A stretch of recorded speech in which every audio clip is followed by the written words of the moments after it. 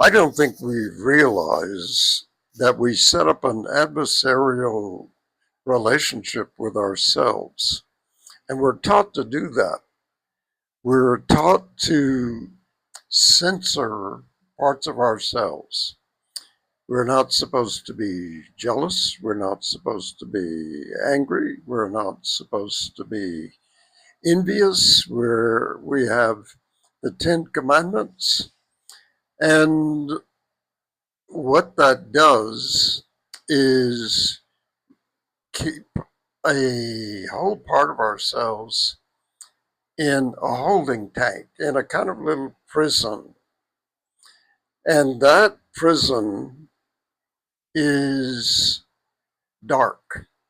We don't really pay much attention to it or know anything about it. But Thich Nhat Hanh says something really interesting. I'm going to read you this. Um, he says, breathing in, I know anger is in me. Breathing out, I take good care of my anger. Breathing in, I know my child is crying. Breathing out, I will take good care of my child. This is not a relationship that we foster in our culture, in our society. What we prefer to do is shut it away without empathy, without sympathy. And would we do that to our children? Frankly, I think we often do. We require them to sit down and shut up. We require them to be seen but not heard. And that is our tradition. I don't think that's a good tradition myself. I am much more attracted to that motherly concept of taking care of who we are inside, the rejected parts, the parts we're not supposed to feel, not supposed to have. Think about it. Living your whole life as a refugee from yourself, from some kind of dictatorial, censorious self, is a hard way to live. And we live that way in our society without even thinking about it. I don't think that we realize the damage we do to ourselves and our children by condemning whole parts of ourselves and having absolutely no care, no empathy, and no ability to actually take care of those parts. What do you think about that?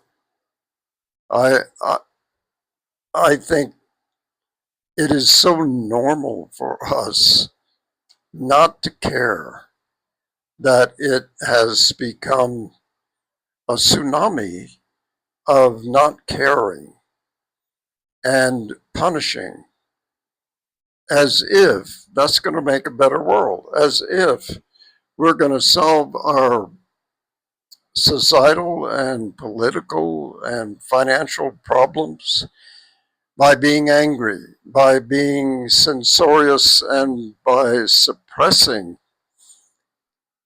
other people and their energies, and even our own. I mean, it starts at home, and we don't even realize that we live with this dichotomy between what we believe we are and what we really are. I think that it would be better to be friends with ourselves, to be motherly toward ourselves, to be kind.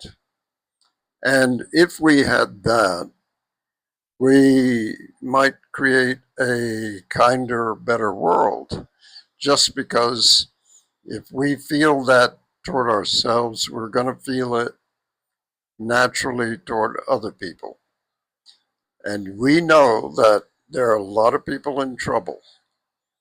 And getting through a world that doesn't care is very, very difficult if you're in trouble.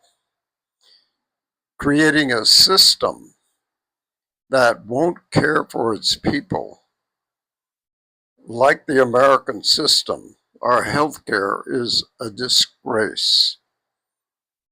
And we now have people in power in our society that can't even feel the slightest intimation of empathy for anyone. These are sick people, and we're going to need to do something about it. Something to think about.